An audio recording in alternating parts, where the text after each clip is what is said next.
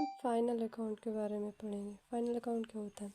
Final account बनाने से पहले दोहरा लेखा प्रणाली जो हमारी डबल एंट्री वाली होती है, उसमें सबसे पहले क्या होता है? जनरल एंट्री होती है। जनरल एंट्री करने के बाद ही फाइनल अकाउंट तैयार किया जाता है। फाइनल अकाउंट को हिंदी में अंतिम खाते कहें हैं। फिर उसके बाद फाइनल अकाउंट को डिस्ट्रीब्यूट करूँ तो trading account and profit and loss और बैलेंस शीट। अगर आप कभी भी फाइनल अकाउंट बनाते हैं तो आपको trading account, profit and loss account and balance sheet तीनों को बनाना पड़ता है। जबकि बैलेंस शीट कोई अकाउंट नहीं है, लेकिन एक विवरण है जिसमें हम लायबिलिटीज़ और एसेट्स से दिखाते हैं। तो फाइनल अकाउंट में जो होता है अब वर्तमान समय में, मतलब प्रेजेंट टाइम पे जो होता है, वो ट्रेडिंग अकाउंट और प्रॉफिट एंड लॉस अकाउंट का एक भाग होता है।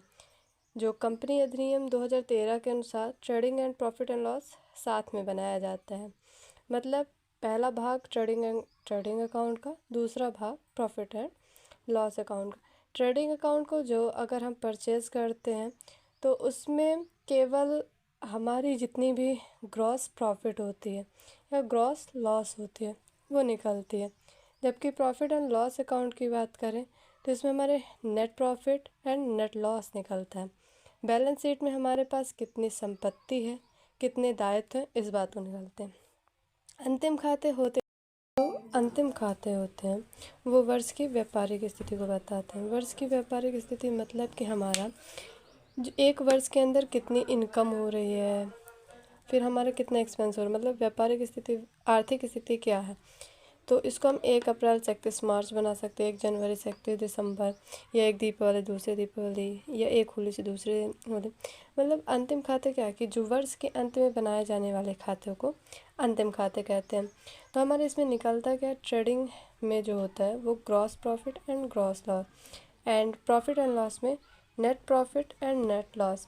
बैलेंस शीट का जो प्रोफार्मा होता है वो liabilities, amount, assets, amount, profit. Trading account जो होता है हमारा, ट्रेडिंग अकाउंट पे हम आपके प्रत्यक्ष व्यय को लिखते हैं। जैसे प्रत्यक्ष व्यय कौन कौन से, हमारी purchase return, sales, closing stock, opening stock. जबकि प्रॉफिट एंड लॉस अकाउंट में जितने भी हमारे इनडायरेक्ट एक्सपेंस होते हैं उनको लिखते हैं। बैलेंस शीट में कितने हमारे एसेट्स आ रहे हैं, कितनी लायबिलिटीज़ आ रही हैं।